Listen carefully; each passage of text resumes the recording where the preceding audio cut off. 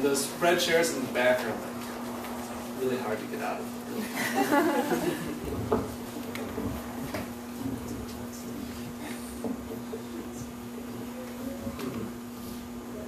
There we go.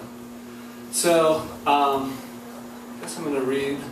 I feel like there's been more readings. Maybe it's like summertime or something lately. But I guess I've been reading a little bit more frequently. And so I feel I'm going to try and step out of like regular reading rotation a little bit. So I'm going to read some old stuff and some new stuff. This first poem is called Endless Premise. Remember when the beacon broke? The buildings of West Berkeley dissolved in graphite shadows. I saw lightning loot the heavens. It was rich, that lightning. Staggered filaments of height, rare as nature at my stoop. The clouds were long, the light green. I picked up the phone, the signal died. Outside an invisible cafe, the transmuted dogs had barked away.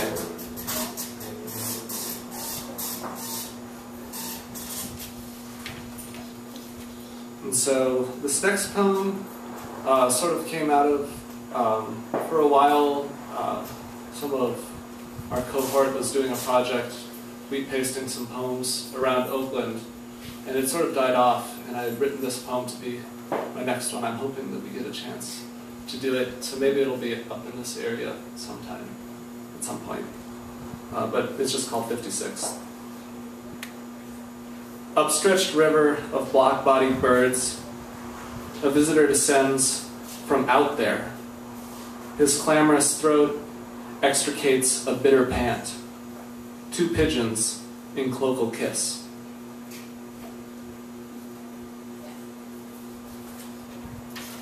Cloacal kiss is like how pigeons do it. They don't really have like regular animal genitals.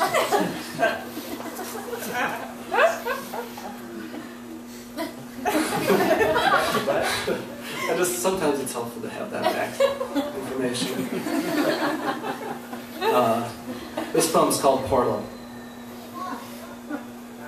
I stood at the tear, wondering if it might be a portal. Were I to step in or out, what would break away? Might the earth peel up, its roots and worms left dangling from its infinite buttocks? Or is it the thought that's split by the doing?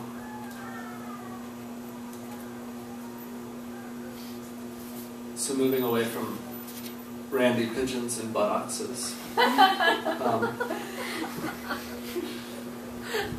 This is sort of, I was trying to remember, I don't think I read this last time I read when Jeff was nice enough to have us to read for this series. It's sort of a collage poem taking text from a movie called La Jetée, which is a French, it's a really cool French dystopian sci-fi movie, and King Lear, and then some new stuff from last spring about the Arab Spring. It's called You Can't Smile as the Wind Sits. Nothing sorts memories from ordinary moments.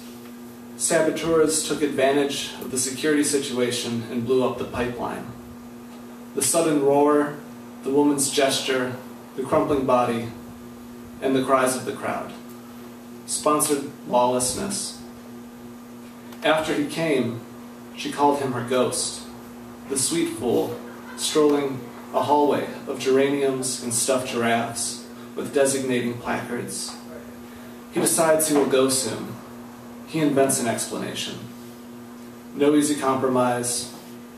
The explosion. The Prime Minister, the Finance Minister, the Oil Minister, the Trade and Industry Ministers, the Central Bank Governor. What they said they would do, that is what we are supporting. In the deep limbo, he got closer to her and laid his head on her bosom. Rather than a pacified future, he wished to return to the world of his childhood. We think we can decide, and that what we decide has worth.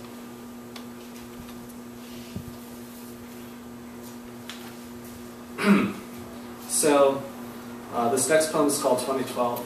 I guess was thinking about the impending apocalypse or something.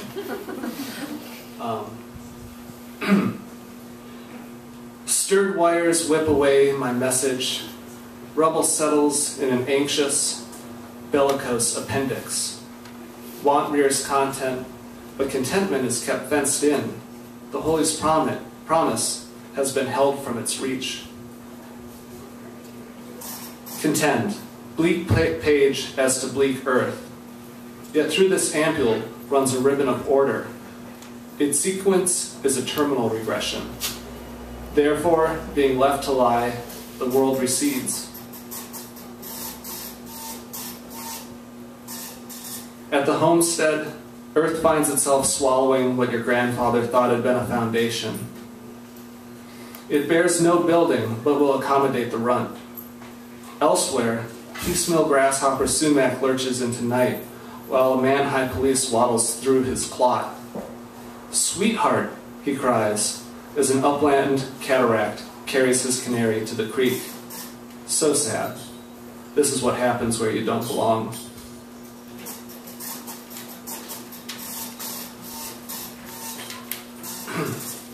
Paradise Ticket. Knocking and with haircut eyes, she came pre-pleated. I was a tent stake with no package, but took up well enough, so when it rained like hogs, we hid out half-hitched. It was a hard spell for sure. In spite of leaf blower moans, we each got our fill of everywhere. Highways don't lead like compact discs through the failing displays of favorite big box outlets. She dug that fact at fast street value, feeling truly for the interstate pollution conductors. Whatever. Name me one thing that don't kill slow. I wish I could, I say, but these days been real as zombies.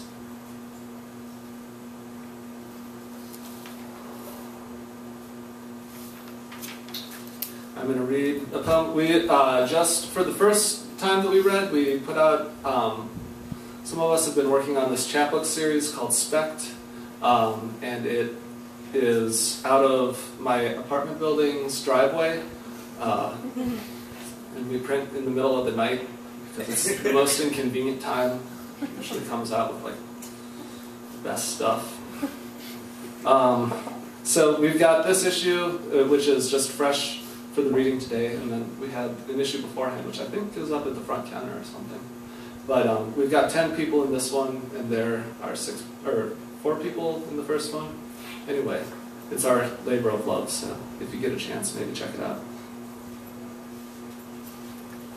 Take an ambient if you can't drown out.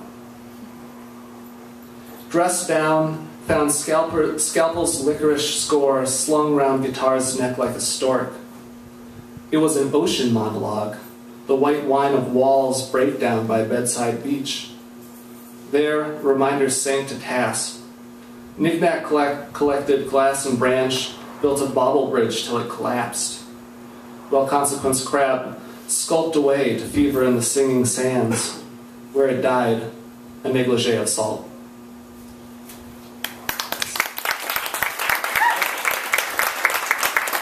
Next up is Chris Carosi.